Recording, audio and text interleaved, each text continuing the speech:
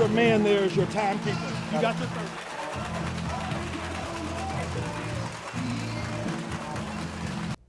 Success.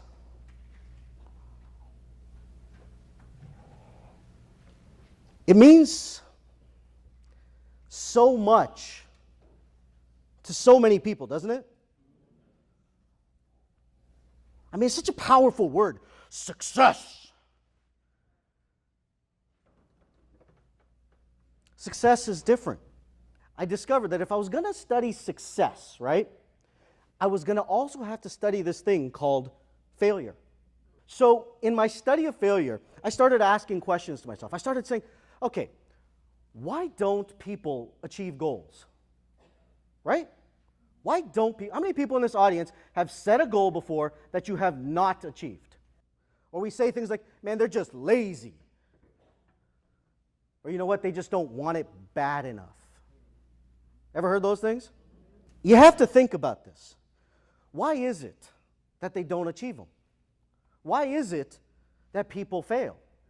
Because goal setting, let's be honest, right? Goal setting itself, it's pretty simple, right? You set a goal and you achieve it. It's pretty simple. So why isn't everybody on the planet rich? So we learn goal setting at such a young age, right? My kids go to the dentist's office, and the dentist says, well, you brush your teeth, and you floss your teeth, and you come back in 3 months, and you hit your goal. So my son, every night, he's like, Daddy, I'm brushing my teeth. Goes to the dentist 3 months later, comes back and says, I hit my goal, yay. Right? So why do we stop doing this? And here's what I learned, I'll tell you, is because when we set goals that we don't achieve, we create emotions. And these emotions are guilt, their shame, their judgment, their anger, and even up to the point of resentment towards yourself. So the reason people don't achieve their goals is not because they don't want it. It's not that. How many people in this room want to be millionaires? How many people in this room are millionaires? See what I'm saying? It's not because you don't want it. The reason people don't succeed and don't achieve their goals is because they don't value it. That's not true.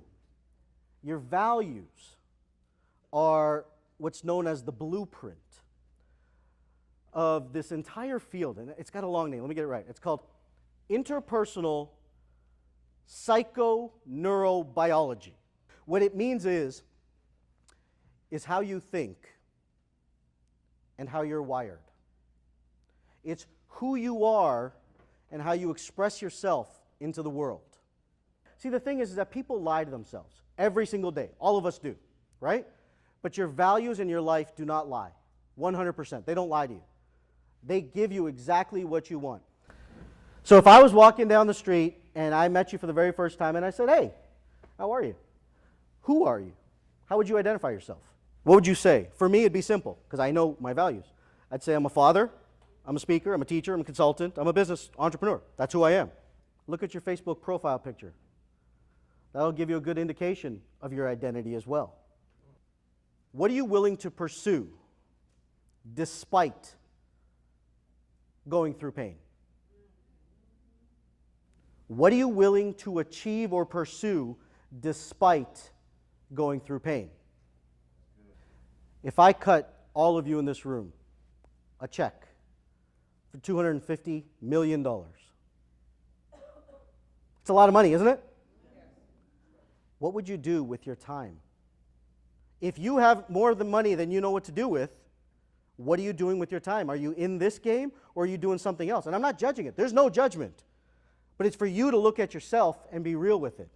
And when we start living in motivation, we start using language like, I have to, I need to, and I should. What this does, it creates resentment and guilt and shame, which prevents you from moving forward. I see a lot of heads nodding. When you start living according to your own values, you start using language like I want to, I choose to, and I love to. You define success based on your own inspirations, not someone else's motivations. Growing up, I used to get in a lot of fights. I used to have a lot of challenges, right? How many people deal with challenges every day? Everyone, right? And I'll share the wisdom of my dad. And my dad said to me, very young, he said, "Son, why are you fighting all the time?" I said, "Dad, do you see these people? They're huge. They're fighting me." And he said to me words that I think I live by. And he said to me, "Son, as long as you think the fight is on the outside, you'll continue to fight the war on the inside."